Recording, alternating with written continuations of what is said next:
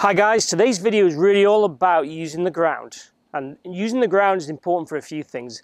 It allows our body to function correctly, which allows us to deliver the club accurately and correctly, to help that ball striking and help produce those straight shots. But it also is going to make you more powerful.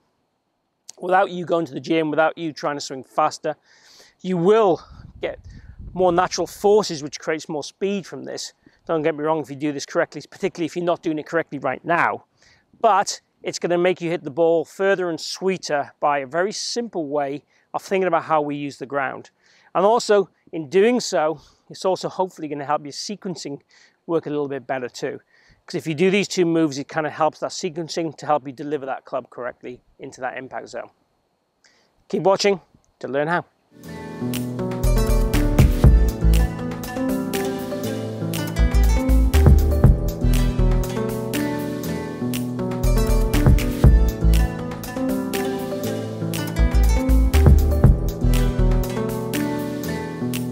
So what we see in the lesson tee basically is a lot of golfers that when they make swings, they just kind of move like this. So if you imagine this downswing move where I rotate too early and too lateral on my upper torso, and that realistically is not getting us in the right sequence, but it's also not using the ground. So in order to use the ground correctly, what we need to do is work into our trail side a little bit more. I say trail side is probably in between the trail side and the ball, if you want to call it that, as we start down, so we're efficient and we can push off the ground correctly. Now the simplest way of thinking about this is when we're in the top of our backswing, and again we talked about it just now, if we work this way, my pressure and weight goes generally to the lead side quite quickly, and then it'll probably want to back away. What I want you to do from that top of the swing position is feel that our chest and our torso forward bends down. That is pushing the pressure forward and down this way towards our trail foot. Again, it's probably in this kind of area here. And then when we get it here, that also allows these arms to shallow and get into the slot. Then from there, as we rotate, I want you to extend and lengthen the lead side. That's pushing off the ground. So we're trying to feel like we almost increase the flex in the trail leg. Get our chest, sternum towards the ground. And then from there, we're going to turn and extend the lead side. Now, you might say to me, what about the lateral movement? There's definitely some of that. So as we get to the top of the swing, as we forward bend, in order to maintain balance, there's generally a hip push laterally towards target. The knees go from being straighter on the trail side, flexed, to leveling up as the chest points back. So we definitely want the zip, your sternum, my microphone in my case, the logo, to point in this area as we start down. And then, as I said, turn and extend as quickly as you can.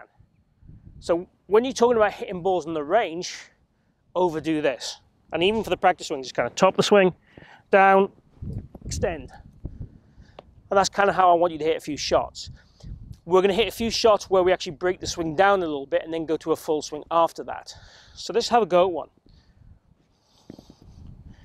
So, normal setup, top of the backswing, down, extend up. Not worried how you hit it, hit that terrible. It's about trying to create those movements. And again, when we're putting into pieces, it's difficult, it's tricky. We want to do a few of those. Then once we've done a few of those, we want to then hit a normal shot, trying to think we've got a little bit more of that ground. But mainly, just feel that we keep our chest facing back here a little longer in that transition area, to level up before we push up. That's the sayings I would always use. Level up and then push up. Let's try a normal shot.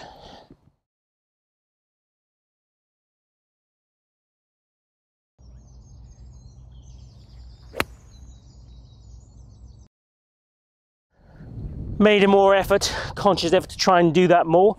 Hit the shot well, a little bit off the toe, which gave it a little bit too much draw. Well, pretty damn good, to be honest.